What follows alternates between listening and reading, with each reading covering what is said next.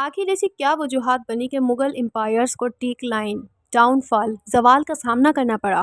If you guys have these questions in your mind and wanna clear CSS topic, so stay connected with Sayyida Rabia Batul and let's know.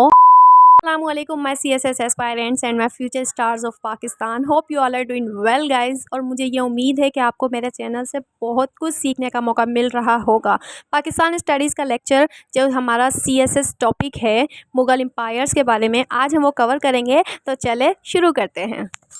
Decline of Mughals यानी मुग़लों का ज़वाल, अब हम इसको downfall भी कह सकते हैं, decline भी कह सकते हैं। तो ये क्यों हुआ वो आज हम देख रहे हैं।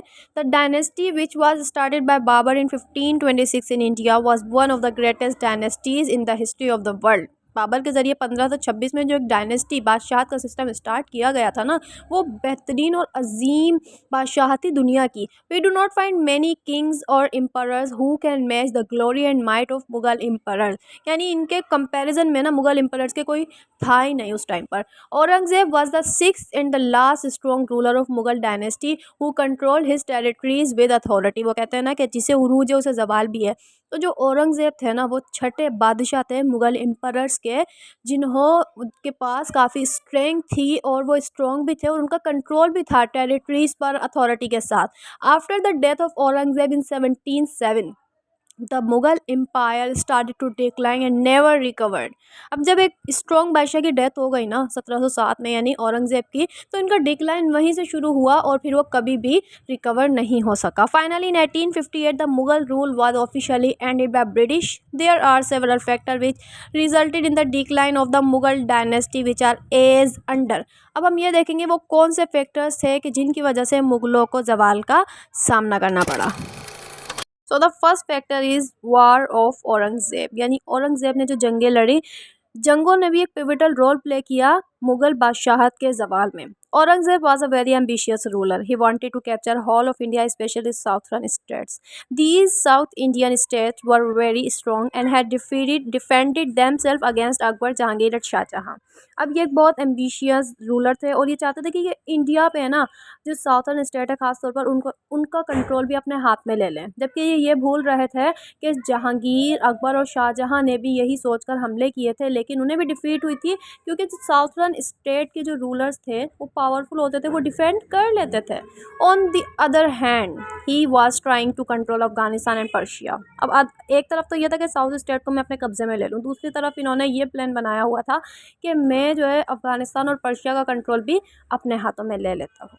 Other than wars of annexation, he was also faced by many rebellions. He invested almost all of his treasure of Mughal dynasty into his wars. अब इन्हें बगावत का भी सामना करना पड़ रहा है, बागी लोग भी इनके निकल रहे हैं और फिर इनकी जो सारा ट्रेजर था, सारा खजाना था ना, वो इन्होंने जंगों में लगा दिया। At the end of his reign, Mughal treasury was exhausted and the successor of Aurangzeb didn't have sufficient money to control the vast empire of India. अब देखें, जब सारा ख़जाना जंगों में लग गया है तो जो इनके बाद वाले जो बादशाह आए, लोग आए, उनके पास इतना पैसा था ही नहीं, इतना उनके पास यानी सफिशिएंट मनी नहीं थी कि वो एम्पायर को जो है ना कंट्रोल कर सके। इंडिया के अंदर जो इनकी एक बादशाह चल रही है उसको वैसे ही लेकर चल सके।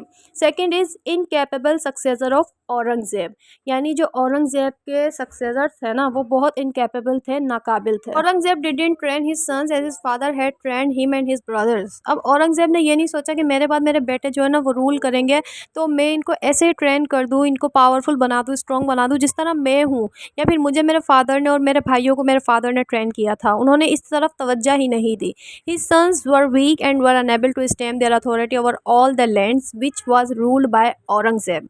अब जब वीक हैं, जब ट्रेंड ही नहीं है, उन्हें पता ही नहीं है सही से किस तरह रूल किया जाएगा, तो फिर वो औरंगजेब की तरह रूल नहीं कर सके। Governors of different provinces started to declare them self independent of Mughal rule. अब जो डिफरेंट गवर्नर्स थे ना, जब उन्होंने ये देखा कि भाई हम पर जो वीक लोग आ गए हैं अब, तो उन्होंने ना अपने आप को मुगल रूल से अलग कहना शुरू कर दिया कि भाई हम आज़ाद हैं, हम इनसे अलग है। Rebellion started immediately after the death of Aurangzeb. अब जो बागी थे ना वो भी सर उठाने लगे and these weak successors were unable to crush them.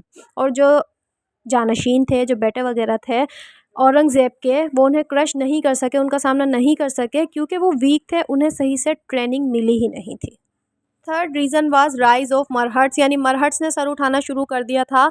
मरहट्स were Hindus of South India. Marathas started to hate Aurangzeb due to his anti Hindu policies. अब ये जुनूबी इंडिया के जो ना वो हिंदू थे और औरंगजेब की जो पॉलिसीज़ होती थी वो एंटी हिंदू होती थी, हिंदुओं के ख़िलाफ़ होती थी। तो इनको ये बात पसंद ही नहीं आई और इन्होंने जो ना औरंगजेब से नफरत करना शुरू कर दी। Shivaji was one of the noble amongst them and he united them on the basis of nationalism. अब जिस तरह औरंगजेब पावरफुल थे, वो वहाँ पर नोबल थे, तो इसी तरह यहाँ पर जो है ना हिंदुओं में शिवाजी थे और उन उसने क्या करा कि सबको यूनाइट कर दिया और नेशनलिज्म की बेस पे किया, कौमियत की बेस पे। He said to get rid of Aurangzeb the Marathas need to raise arms against him. और फिर उन्होंने प्लान बनाया कि हमें जो है ना औरंगजेब से निजात हासिल करनी है, लिहाजा अपनी फ़ौज तैयार कर ली। They although started their struggle in the reign of Aurangzeb but he was successful in the crushing them. अब औरंगज़ेब के ज़माने में तो इनको सामना जब उनका हुआ, जंग हुई, तो एब्सोल्युटली इनको डिफीट ही हुई, किनको? मरहट्स को, क्योंकि औरंगज़ेब पावरफुल इंसान था, उसके पास स्ट्रेटजीज होती थी। लिहाजा Shivaji was very powerful and a good general. He fought many battles with Aurangzeb, however he was finally killed by the Mughal armies and Aurangzeb was able to control the Marathas rebellion. अब शिवाजी वैसे तो एक गुड जनरल था, बड़ा पॉपुलर था, स्ट्रॉन्ग था, लेकिन क्या हुआ कि औरंगज़ेब की आर्मी के ज़रिए इसको कत्ल कर दिया गया था और फिर औरंगज़ेब ने जो है ना वो मरहट्स रिबेलियन जो थे उनको कंट्रोल किया।